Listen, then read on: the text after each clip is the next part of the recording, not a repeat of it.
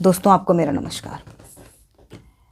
आज मैं फिर उपस्थित हुई हूँ आपके सामने कुछ नया थॉट लेकर। और आज मैंने अपने वीडियो का टाइटल रखा है कि हमें उनका शुक्रगुजार होना चाहिए जो हमारी आलोचना करते हैं।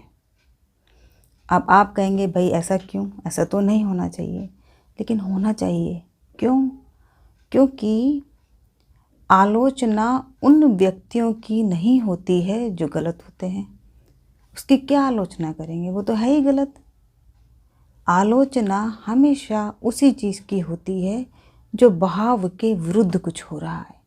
बहाव के विरुद्ध दुनिया बह रही है, उसका क्या आप करेंगे? क्या उसकी जहाँ पर कुछ अलग हो रहा होगा वही चर्चा में आएगा।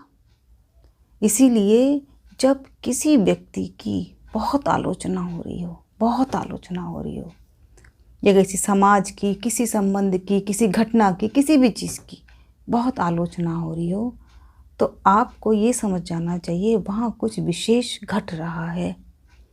और वो विशेष क्या हो सकता है? भाई, आलोचना हो रही है, या तो वो गलत होगा या वो सही होगा। ठीक है, इसका मतलब बहाव के विरुद्ध कुछ हो रहा है।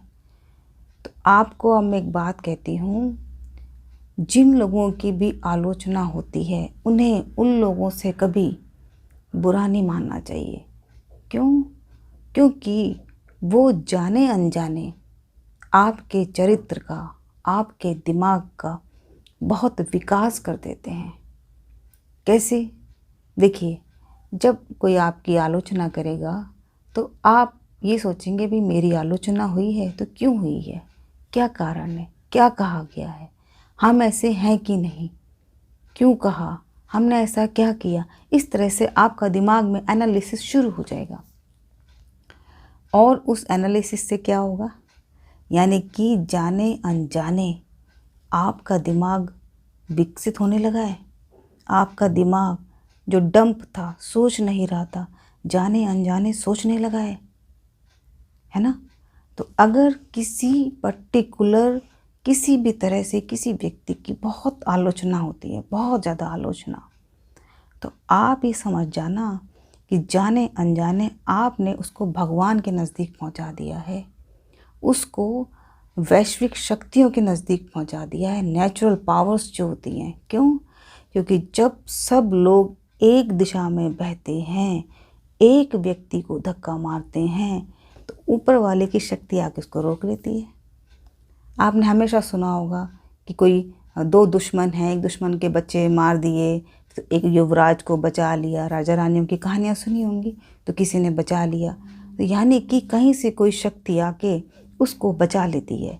तो मेरा कहना है, जब कोई किसी की आलोचना करता है तो आपको उसका शुक्रिया अदा करना चाहिए। क्यों? क्योंकि जाने अनजाने वो आपके दिमाग के उन छिद्रों को खोल देगा जिसको आप खुद नहीं खोल सकते। अब यहाँ पर दो चीज़ें हो सकती हैं। अब व्यक्ति भटक भी सकता है और व्यक्ति सही भी हो सकता है। बहुत ही रेयर केस में होता है, बहुत ही रेयर केस में, कि संघर्ष की वजह से व्यक्ति गलत दिशा को चला जाए। लेकिन ज़्यादातर केस में, 99% केस में, जब कोई व्यक्ति संघर्ष करता है वो हमेशा सफलता के उन मुकामों को छूता है जो एक वो आदमी नहीं छू पाता जिसको सफलता विरासत में मिली है, जिसको सफलता विरासत में मिली है। क्यों? क्योंकि जिस व्यक्ति ने संघर्ष से अपनी विरासत बनाई है, आलोचनाओं का शिकार होके अपनी विरासत बनाई है, उसकी विरासत में मजबूती होगी, गहराई होगी, ईमानदारी होगी। क्योंकि आलोचना का शिकार वही व्यक्ति होता है जो कुछ अलग है, वही लोग होते हैं जो कुछ अलग हैं दुनिया से। जब आप उनके पास जाएंगे तो आपको पता चलेगा, अरे हम तो बहुत गलतफहमी के शिकार थे, ये तो दुनिया से बिल्कुल अलग है, बिल्कुल अलग है। लेकिन जाने अनजाने आप क्या उसका फ़ायदा कर देंगे? जाने अनजाने आप उसकी इंद्रियों को जागृत कर देंगे। और फिर दुनिया सोचती है कि अरे ये तो बिल्कुल ही अलग है, तो बिल्कुल ही अलग है, क्यों? लेकिन वो ये नहीं सोचती है कि ऐसा उसको आपने बना दिया।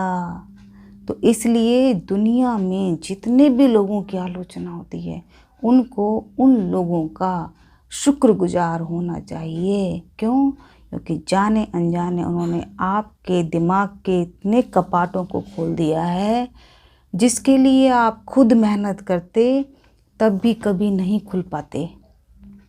तो इसलिए जो व्यक्ति आपकी आलोचना कर रहे हैं, हमेशा उनका शुक्रिया अदा करें। क्यों? क्योंकि जाने अनजाने उन्होंने आपको सफलता के उन सीढ़ियों पे चढ़ा दिया है जिस पे आप कभी खुद नहीं चढ़ सकते थे। और उस आलोचना की वजह से आप भगवान के बहुत नज़दीक पहुंच गए, आप नेचुरल एनर्जी के बहुत नज़दीक पहुंच गए, जो आप खुद कभी नहीं पहुंच सकते थे। इसलिए मैं तो भाई हमेशा मैं सबका नमस्कार करती हूँ। क्यों? क्योंकि उनकी आलोचना से, देखिए एक चीज़ आपने सुनी होगी कि भाई उसकी बुराई मत करो, आपके पाप का घड़ा भर जाएगा। तो आप ये चीज़ मान के चलिए, कोई आपकी बुराई करता है, कोई आपकी आलोचना करता है, तो आपके पाप अपने सर पे ले रहा है। ठीक है?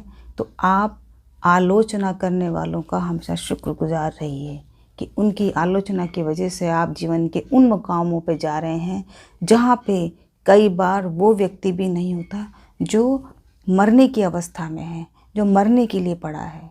वो भी अभी वो चीज़ नहीं समझ पाया जो चीज़ आप अपनी बहुत युवावस्था में समझ जाएंगे। आप जीवन की हर चीज़ का आनंद लेंगे।